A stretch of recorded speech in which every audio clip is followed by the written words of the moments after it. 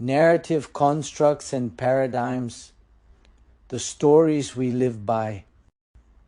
We live immersed in stories. A scientist peers through a telescope and interprets the cosmos, while an individual looks at their life and interprets their experiences. In both cases, perception is shaped by an invisible framework of assumptions and beliefs. Thomas Kuhn, in The Structure of Scientific Revolutions, famously showed how scientists operate within paradigms, shared models of reality that determine what they see and how they interpret data. Change the paradigm, and scientists are responding to a different world entirely.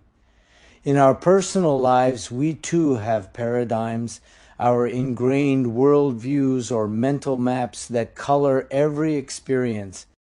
As Stephen Covey observed, each of us carries maps in our head through which we interpret everything we experience, usually without questioning their accuracy. These paradigms are powerful, forming the lens through which we see the world. Upon this foundational lens, we build our life stories. The narrative construct is the story we weave about ourselves and our reality, constructed atop our paradigm's framework. It is through narrative that we make sense of life's events, and through narrative that our paradigms find expression. Paradigms, lenses of perception and reality. A paradigm is essentially a lens, a patterned way of seeing. Kuhn demonstrated that within a scientific paradigm, certain observations stand out while others are ignored. The paradigm tells the scientist what matters. In daily life, our personal paradigms function the same way. They shape perception, determining what we notice or overlook, and influence behavior by defining what we consider possible or appropriate.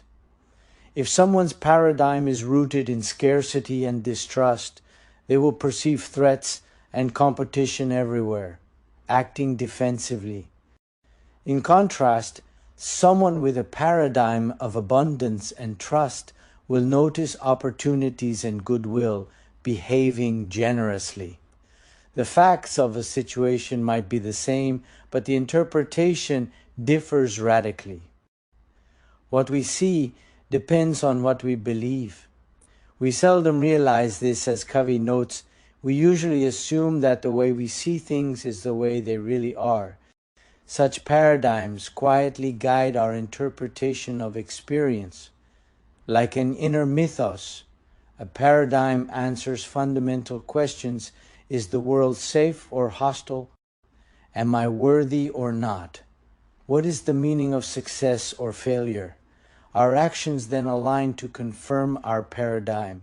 For example, a person who believes people are untrustworthy, a paradigm, will interpret others' behavior in a cynical light and may act guarded or aggressive, often eliciting the very responses that reinforce their belief. Our paradigm becomes a self-fulfilling prophecy, its lens so close to our eye that we forget we are looking through glass at all. We become, in a sense, inhabitants of a worldview. As Kuhn might put it, we live in a world defined by the paradigms we carry, each of us experiencing a reality filtered through our particular conceptual lens. Recognizing this lens is the first step toward changing it. Narrative constructs, the stories we live by. If paradigms are the lens, narratives are the images that come into focus. Human beings are fundamentally storytellers, story-making beings who make sense of our experiences through the narratives we construct. From the earliest myths to the storytelling is our most natural way of understanding the world. It is the medium by which we find our place in history, build our sense of meaning, and evolve our identity. In psychological terms, a narrative construct is the internal story that ties together the events of our lives into a coherent whole. This story is built upon the foundation of our paradigm. Our core beliefs and assumptions provide the plot lines and themes. We select and interpret events to fit the story we expect to see.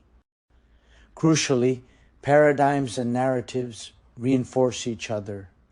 Our paradigm, say, I must achieve to be valued, will lead us to construct a narrative of our life emphasizing achievements and failures, victories and shortcomings.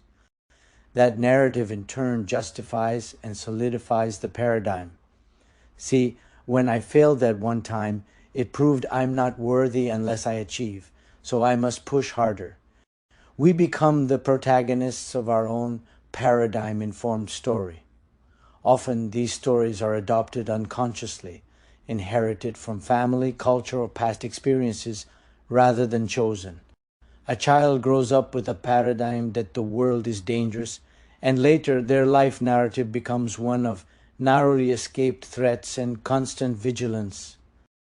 Another person's paradigm holds that life is a learning journey, and their narrative is rich with lessons and personal growth through each trial.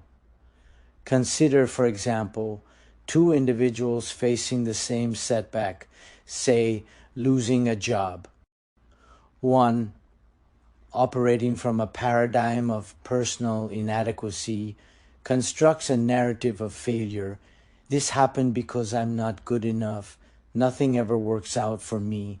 In this story, each disappointment confirms a belief that the world is unfair or that they are inherently flawed. Another, with a paradigm of growth and resilience, tells a different story. Perhaps this job loss is a chance to realign with what I truly want. A tough chapter, but part of a larger journey toward a better fit. This narrative frames the event as an opportunity or lesson.